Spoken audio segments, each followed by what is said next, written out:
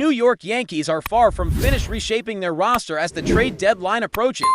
There's a clear urgency to address issues within the infield, especially the awkward situation with Jazz Chisholm Jr. playing out of his natural position at third base. The team's front office knows this can't continue and changes are coming, possibly sooner rather than later.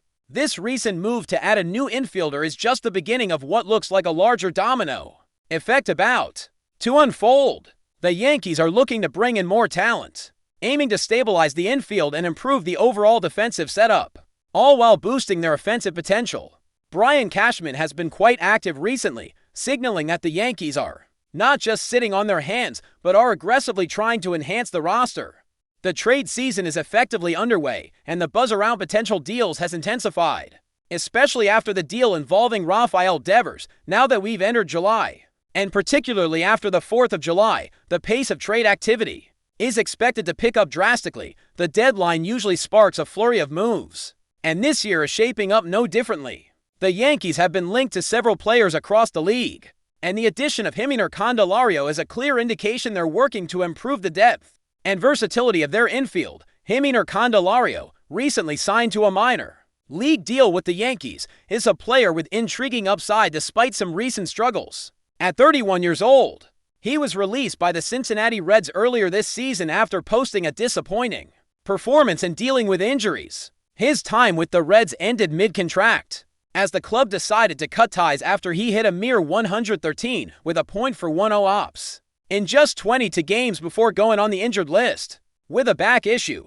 that performance was far below what was expected, and Cincinnati's front office viewed keeping him as a sunk cost for the Yankees. Though this signing is a low-risk move that could pay off if Kandelario regains the form he showed in previous seasons. Just a couple of years ago, Kandelario was hitting within .807 ops and proving himself to be a reliable presence in the infield. The hope is that he can bounce back from a tough stretch and contribute as a capable third baseman, which would allow Jazz Chisholm Jr. to shift back to his more natural position at second base. This positional adjustment could greatly benefit the team's defense, as Jazz has often expressed discomfort playing at third.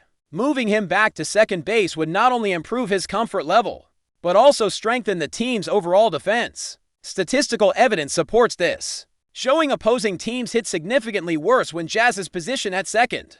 Despite the rough start to this season, it's important to note that Kandelario's poor numbers are based on a very small sample size and have been heavily influenced by injury.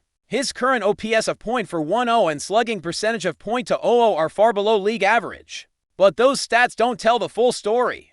Injuries and limited playing time have played a big role in his struggles, so the Yankees might be betting on a rebound rather than expecting immediate impact. Kandelario is a switch hitter with a good track record, and if healthy, he could carve out a meaningful role in the lineup, possibly as a platoon player who can provide depth and flexibility.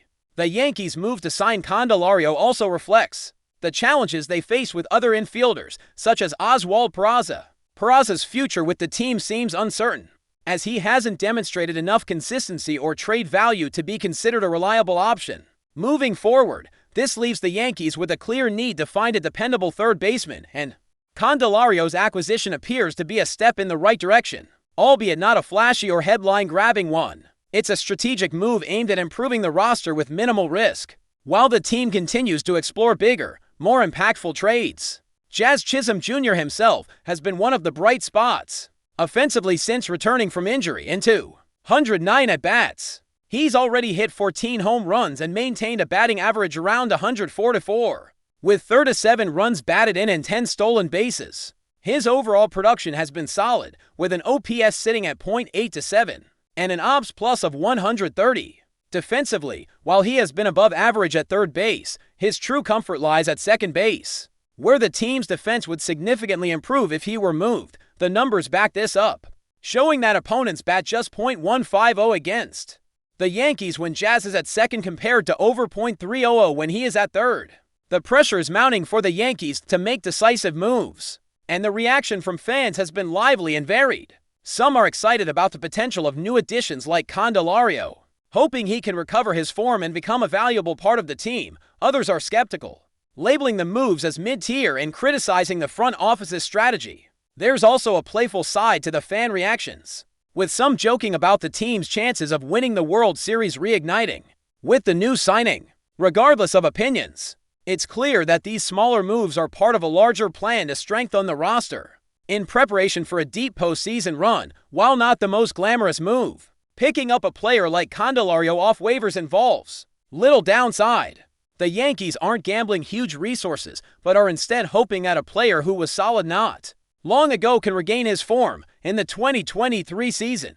Kandelario showed he was still capable of producing at a high level, playing for both the Washington Nationals and Chicago Cubs with an OPS above .800 for most of the year. Though his performance dipped a bit after being traded, he maintained respectable numbers and showed flashes of the player the Yankees are hoping to tap into.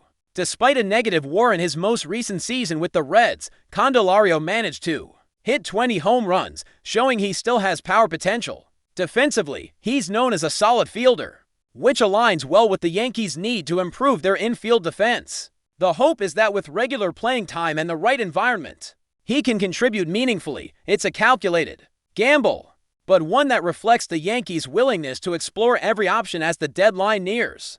The Yankees have also added other players to increase depth, such as Nicky Lopez, who has struggled this season but brings versatility and excellent defense. Lopez's batting average and OPS have been very low, which makes him a less appealing option offensively. However, his ability to play multiple infield positions and his past reputation as a Gold Glove candidate keep him in the mix. Compared to Lopez, Kandelario's background and potential make him a more promising candidate to fill the infield gaps. Ultimately, these smaller moves highlight the need for bigger transactions. The Yankees are clearly interested in making impactful trades that can elevate the team's chances for a championship. These recent signings are just the first steps in what could be a busy and exciting trade season. Fans should stay tuned because more significant news is likely on the horizon as the Yankees continue to maneuver and strengthen their roster ahead of the playoff push. As the trade deadline looms closer, the New York Yankees continue to build momentum with their recent signings, but it is evident that the organization is preparing for even more significant moves. The addition of Hima, Kandelario, and Nicky Lopez, while helpful in addressing immediate depth concerns, underscores the larger strategic approach of the team's front office to maintain flexibility, while actively seeking upgrades that can push the Yankees closer to championship contention. The infield situation remains fluid, and the Yankees' ability to adapt and find the right fit will be crucial in the weeks ahead. Jazz Chisholm Jr.'s transition back to second base is perhaps the most critical element in this evolving narrative. His impressive offensive numbers since returning from injury prove his value at the plate, but his comfort and defensive performance at second base could make a meaningful difference for the team's overall defensive metrics. While he has shown competence at third base, it is clear that his natural instincts and skills align better with second base. This change will not only enhance the Yankees' infield defense, but could also relieve pressure on the pitching staff by reducing errors and improving overall infield synergy.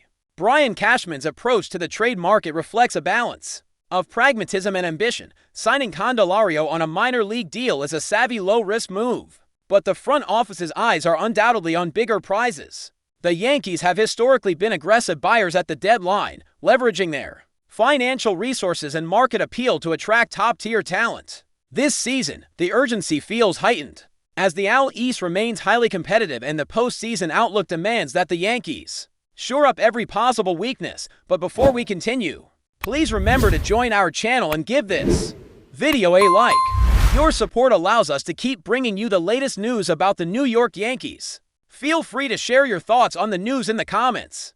Derek Jeter, the legendary former captain of the New York Yankees, made headlines recently with rare and pointed criticism of the franchise that defined his entire professional career. In an interview that sparked strong reactions across the baseball world, Jeter expressed concern over the direction the Yankees have taken in recent years. Known for his diplomatic and reserved tone, especially when discussing the team he helped lead to 5 World Series titles, Jeter's remarks were unusually candid.